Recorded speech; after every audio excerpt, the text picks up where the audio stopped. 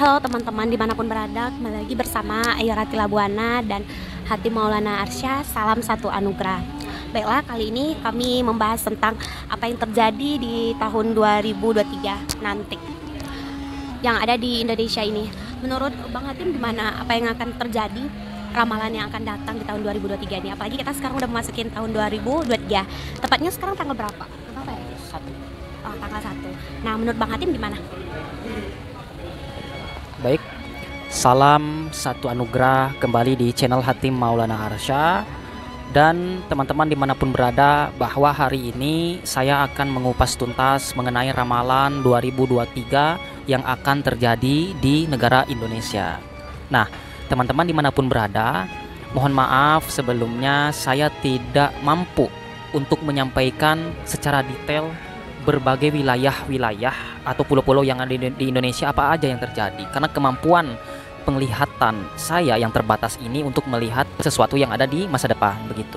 Nah, jadi begini, kita kupas di Provinsi Riau. Jadi saya Hatim dan Aira itu tinggal di Provinsi Riau. Kita kupas di Kota Pekanbaru. Nah, menurut penglihatan saya sudah melakukan suatu trans-objek ruang dimensi untuk menembus suatu vision.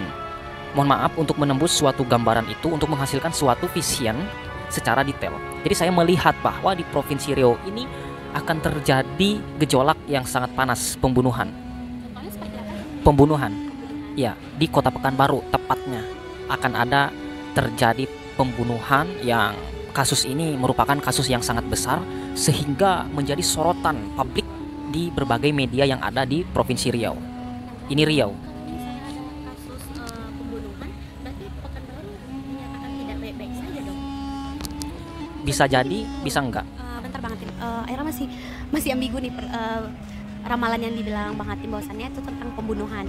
Nah, pembunuhannya ini seperti apa? Dia kan banyak macamnya nih, atau tragedis atau ibaratnya pembunuhan yang ada motif tentang keluargaan atau gimana gitu, atau malah sebaliknya. Nah, menurut penglihatan saya ini pembunuhan yang sadis, tidak ada identik dengan, saya tidak mencium aroma cinta di sini, tidak mencium aroma keluarga, tapi di sini berbau unsur politik, berbau unsur kekuasaan yang saya cium ya, menurut penglihatan saya, dan semoga saya salah, semoga Rio ini baik-baik saja gitu. Nah, untuk menghemat waktu kita lanjut ke Sumatera Barat. Sumatera Barat tidak akan terjadi tsunami. Walaupun konon kata orang air lautnya naik apa sebagainya, Sumatera Barat menurut penglihatan saya baik-baik saja, tetapi air itu ada meluap ya, kayak banjir dari air terjun mata air. Itu akan terjadi suatu banjir, longsor dan sebagainya. Dan menurut saya sih itu hal yang biasa di negara yang iklim seperti ini gitu. Menurut Bang Hatim, yang Bang Hatim bilang itu akan longsor, itu kan tepatnya di Sumatera Barat. Apakah Bang Hatim tuh dapat gambaran seperti desanya di mana atau daerahnya gimana? Soalnya Sumatera Barat tuh luas banget. Jadi terjadi air yang meluap itu saya tidak tahu nama desanya, cuman ciri-cirinya saya bisa sampaikan menurut apa yang saya lihat. Bahwa ciri-ciri penglihatan gambar saya terjadinya suatu air yang meluap dari air terjun ini, itu berada tepatnya gini loh, ciri-cirinya di situ waktu itu di samping jalan. Air terjun ini bukan di hutan, bukan di gunung, tapi ini saya lihat air terjun ini di pinggir jalan. Pinggir jalan. Terus air ini dulu pernah meluap ke jalan raya. Pernah, air yang ada di Sumatera Barat itu pernah meluap. Di Sumatera Barat itu terkenal dengan jalan lintasnya cuma satu, teman-teman. Jadi mungkin yang dimaksudin Bang Hatim ini bisa jadi soalnya kan sebelumnya kita juga pernah mendengarkan suatu berita, yaitu di Sumatera Barat di bagian di jalan mana ya, pokoknya tuh pinggir jalan, mungkin jalan lintas antara Sumatera dengan Riau itu ada air terjun di pinggir jalan. Mungkin akan terjadi gelombangnya akan lebih besar lagi mungkin ya Bang ya. Mungkin di sana, tapi kita nggak tahu ya teman-teman. Terus kembali ke Pulau Jawa. Di Pulau Jawa, teman-teman dimanapun berada, khususnya teman-teman yang ada di seluruh seantero Indonesia, bahwa di Pulau Jawa ini tepatnya di pesisir selatan. Ingat ya, di pesisir selatan itu akan terjadi, ini saya lihat kayak air yang meluap, tsunami ini, tapi tidak sebesar tsunami-tsunami sebelumnya. Kata orang bakal terjadi tsunami yang besar, menurut saya enggak. Ini cuma tsunami biasa. Banjir di berbagai daerah itu hampir merata di Pulau Jawa, DKI Jakarta, Jawa Barat khususnya, dan beberapa titik koordinat wilayah akan terjadi gempa bumi. Aroma-aroma di sini banyak sekali tangisan-tangisan dari berbagai usia, orang tua, anak, ada yang sesak nafasnya, mungkin tenggelam kali, dan itu saya tidak terlalu detail karena kemampuan saya untuk melihat apa yang ada di vision masa depan ramalan 2023. Nah, berlanjut di Kalimantan. Kalimantan ini bukan Kalimantannya, tetapi di sini saya melihat ada pesawat maskapai. Maskapai ini akan jatuh. Penerbangan menuju Kalimantan itu akan jatuh di 2023. Satu pesawat akan jatuh di laut ya, ini di laut yang tujuannya ke Kalimantan mana itu saya tidak detail juga melihatnya. Cuman saya lihat gambaran pesawat itu dia lagi terbang ke Kalimantan. Kira-kira banyak memakan korban jiwa lagi nggak menurut Abang? Ini banyak sekali korban jiwa. Tapi ini entah tergelincir aja atau apa, saya tidak terlalu dalam. Karena gini loh teman-teman, melihat sesuatu yang akan terjadi di masa depan itu memerlukan kemampuan dan energi. Jadi kemampuan saya ini terbatas dan saya tidak bisa membaca. Jadi itulah yang saya lihat. Dan mohon maaf, wilayah-wilayah lain saya tidak bisa mampu melihat.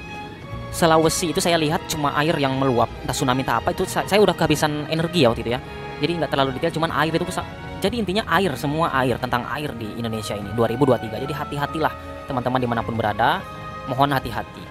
Dan sebelumnya saya kembalikan ke Aira, tapi saya ingin menyampaikan bahwa yang namanya ramalan itu berbagai jenis. Orang melihat ramalan itu ada menggunakan batiniah atau mata batin, ada juga dengan indera keenam, dan ada juga dia melihat dengan bisikan-bisikan gaib dari leluhurnya, dari khodamnya, dan bisikan-bisikan yang lain, dan ada juga langsung diperlihatkan oleh Allah atau Tuhan kepada seseorang yang diberikan izin oleh Tuhan itu sendiri untuk diperlihatkan suatu masa depan.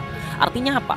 Setiap penglihatan itu bisa saja terjadi dan bisa saja terjadi.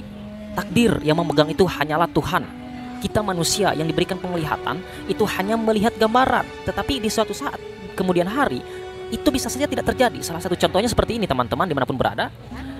Misalnya orang sudah ditakdirkan meninggal dunia, ajalnya itu dibunuh. Tetapi ketika dia di ketika di masa hidupnya orang itu suka rajin bersedekah, rajin sholat, rajin menyantuni anak yatim, maka Tuhan itu akan memberikan rahmatnya, kasih sayangnya. Ajalnya misalnya usia 20 tahun contoh.